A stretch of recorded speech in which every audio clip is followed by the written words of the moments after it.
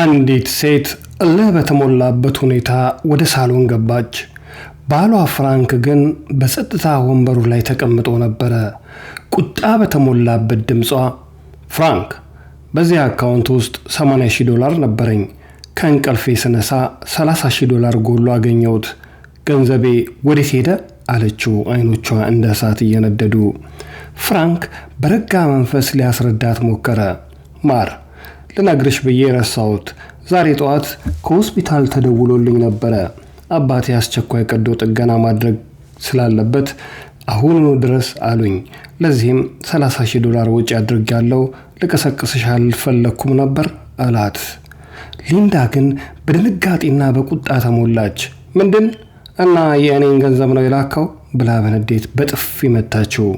ነገር ግን በዚያው ፍጥነት እንባዋ እንደ ጎርፍ እየፈሰሰ ማልቀስ ጀመረች። ለመታ አስቤ አልነበረም፣ ግን ለምን ገንዘቤን ለሞኛ አባት ታጠፋለህ? ዛሬ እኮ የመኪናዬን ዕዳ መክፈል ነበረብኝ አለችው። ድምጿ በንዴትና በራስ ወዳድነት የተሞላ፣ የገንዘብ መጉደል ከማንም ሕይወት የበለጠ የሚያሳስባት ይመስል ነበረ። ፍራንክ ግን የሰማውን ማመን አቃተው። ያንን ገንዘብ የሰጠሁሽ እኮ እኔ ነኝ አላት። ሊንዳ ግን ልትሰማው አልፈለገችም። በርቀት ፈገግ ብላ አይመለከተኝም፣ ወንድሞችህና እህቶችህን መጠየቅ ነበረብህ፣ አሁኑኑ መልሰው ብላ በቁጣ አዘዘችው።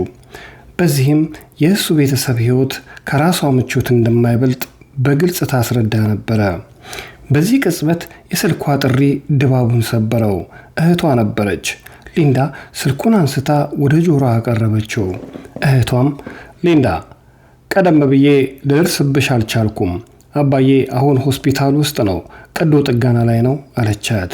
ሊንዳ ምን አለች በፍርሃት በጭንቀት በመጮህ። መለስ ብላም ታዲያ አሁን ደህና ነው? ለሕክምና ስንት ያስፈልጋል? አለች።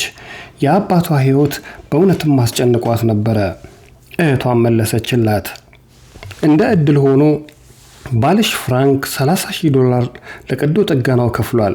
ባይሆን ኖሮ ግን አባዬ በሞት ይለየን ነበር። አሁን ቶሎ ነይ አለቻት።